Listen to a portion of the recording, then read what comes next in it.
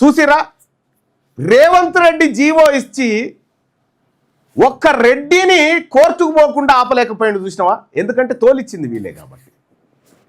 ఇప్పుడు ఈ బీసీ ఉద్యమాన్ని కూడా కొంతమందితోటి చేయించి దాన్ని డైల్యూట్ చేయాలనేటువంటి కుట్రలో భాగంగా అగ్రవర్ణాల వాళ్ళు ఈ ప్రయత్నం చేస్తున్నారు.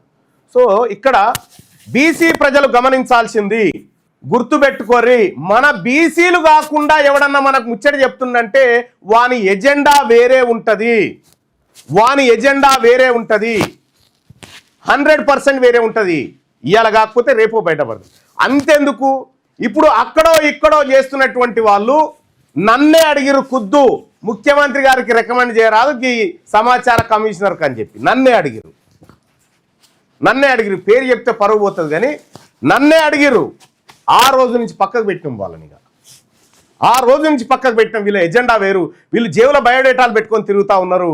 వీళ్ళకి కావాల్సింది బీసీ ఉద్యమం కాదు, వీళ్ళకి కావాల్సింది వీళ్ళ పదవులు అనేది నాకు ఆ రోజే అర్థమైంది. అందుకోసమే చాలా జాగ్రత్తగా పక్కకు పెట్టడం జరిగింది.